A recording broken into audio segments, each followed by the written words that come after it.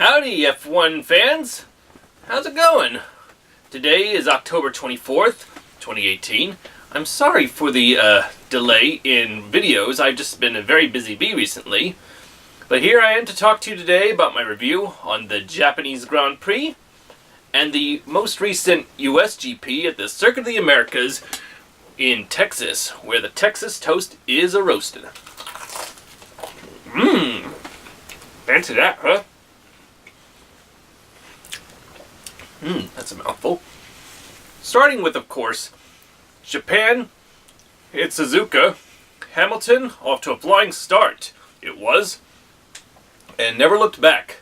It's unfortunate that Vettel's hopes in the championship have been painfully diminished severely because he tangled with Verstappen on the first lap of the race, combined with Raikkonen not faring much better, but he came back to finish in the top 10. But the fact that Verstappen got away with that one, that's a miracle.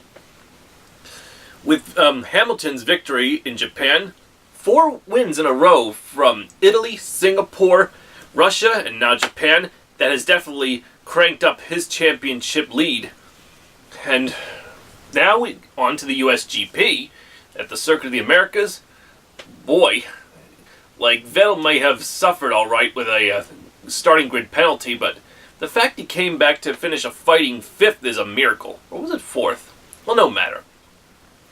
With that said, Hamilton was on pole, but Raikkonen, on the first corner of the first lap, he takes the lead and never looks back. And the tangle that Vettel would have on the first lap with Ricciardo, he got charged against by another Red Bull. This time was Ricciardo.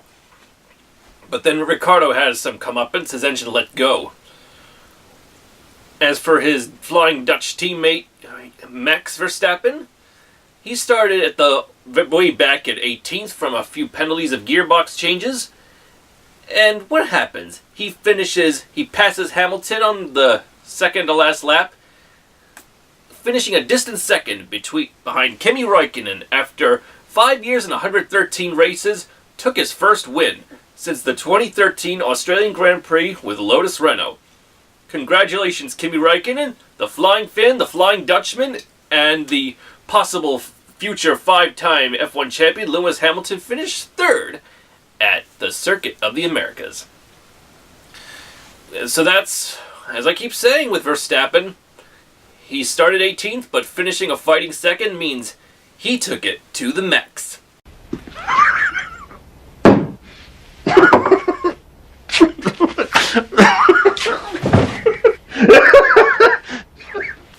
If Hamilton had won the race, he would have pretty much sealed the deal for his 5th championship to tie Juan Manuel Fangio of Argentina for being a 5-time Formula 1 champion.